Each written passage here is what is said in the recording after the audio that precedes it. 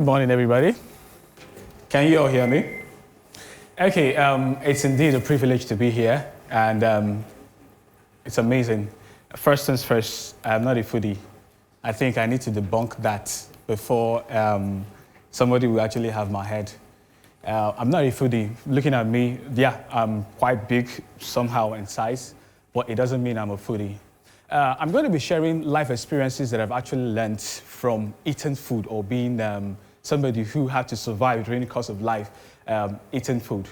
Now, it is really, really amazing to note that at every given point in time, nature, Mother Nature, is looking for a way to teach us life lessons, but sometimes we're not just too quick to observe.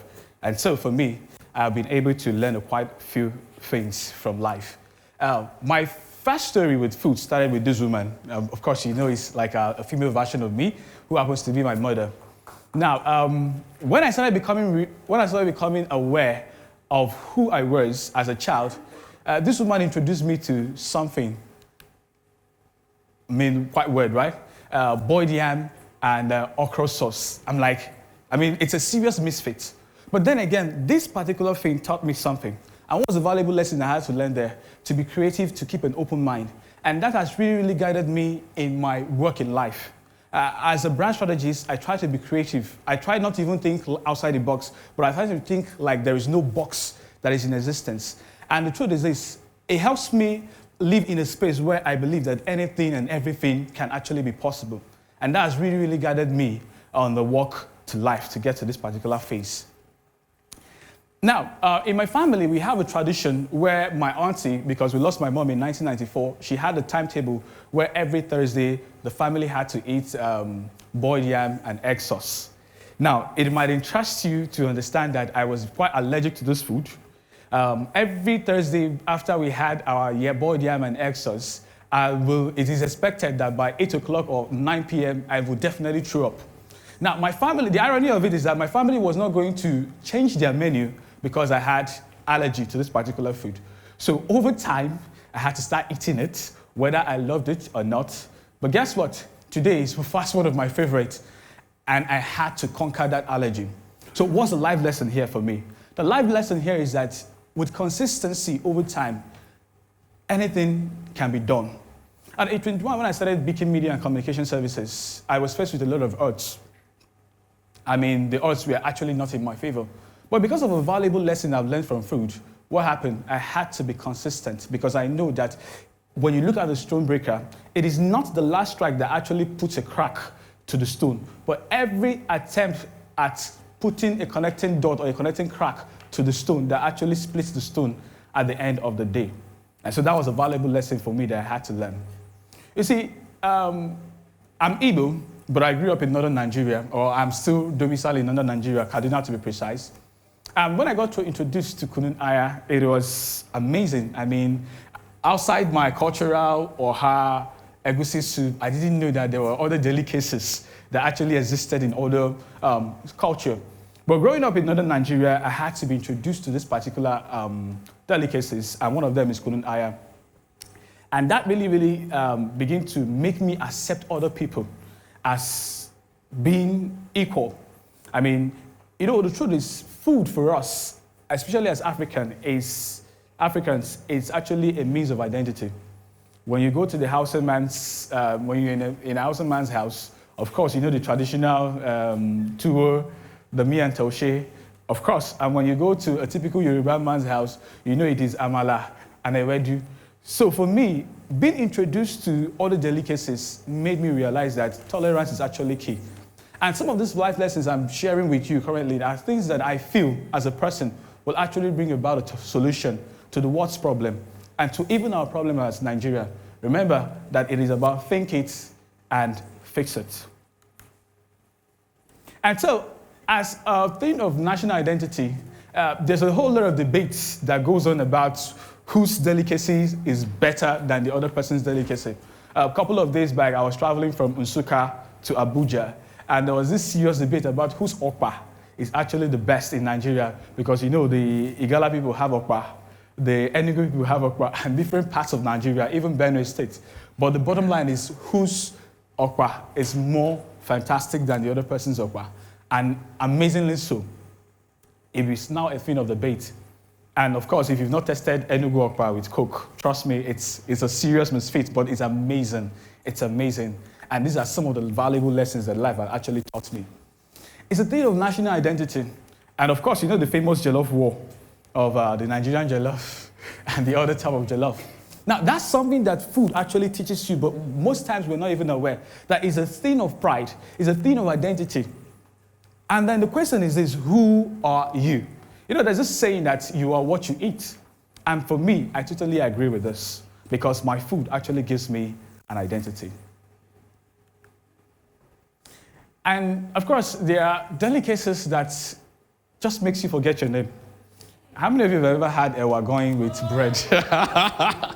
You see, for me, food is, whoever invented this particular combination, does not have the fear of God in me. Because, there are food you eat and you'll be like, wow.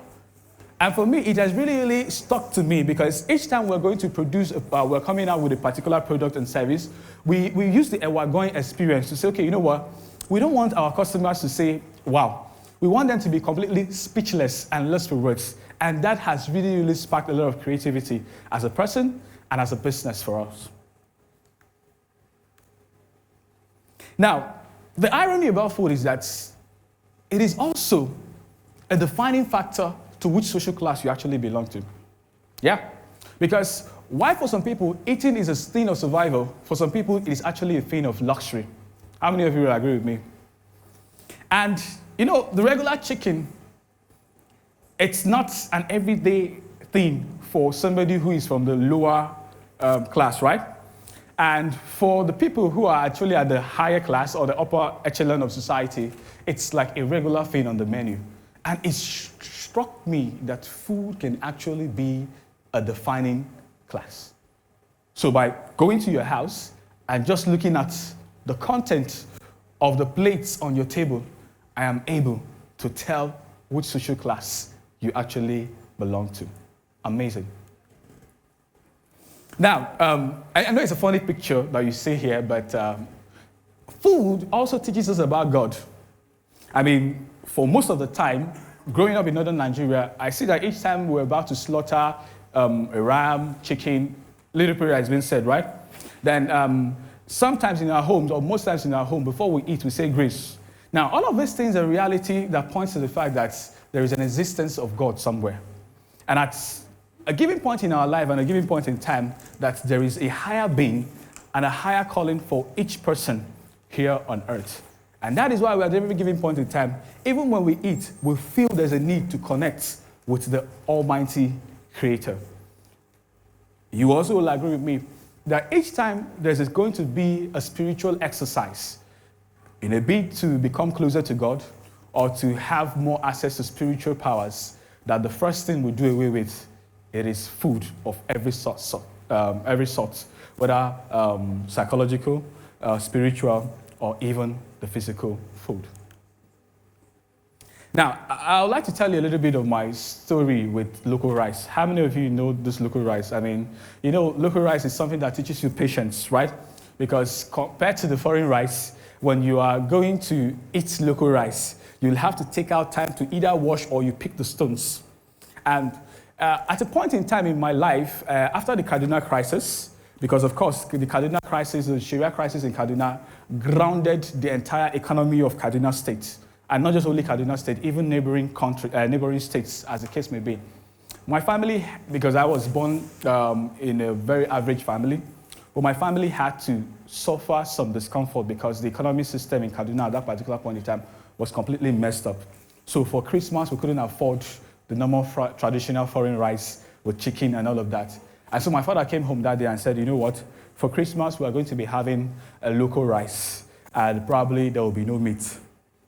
So you can imagine the frustration of having to sit down for hours and pick these stones off the rice. Now, it is also baffling to understand that at every given point in time, no matter how hard you try to pick the stones, there is still one stone or two that will still find their way into that rice. Such that when you are eating, you hear a loud sound, back, and the person looks at you and okay, that's stone, right? And for me, it makes me realize that, you see, in life, Life is full of ups and downs, the sweet and the bitter. While you're very much interested in the good part of life, you should also learn to accept the fact that life too can also be bitter. Now, why food actually promotes well-being? Of course, when they say you need to have, you must have a very good dentition, healthy teeth, that there are particular food supplements of particular vitamins and minerals that you have to take, which is all found in food. It is also baffling to also understand that at the end of the day, that food can also bring about the end to our existence. They've had cases of people suffer from obesity, and at the end of the day, what happens? They are laid 6 feet on the ground. We've had cases of food poisoning, and it makes us realize that no matter how long life is, there's definitely going to be a day where you will no longer exist. And so, ladies and gentlemen, it is so safe to say, I am not a foodie. I'm just somebody who have learned so much from eating food. Thank you very much.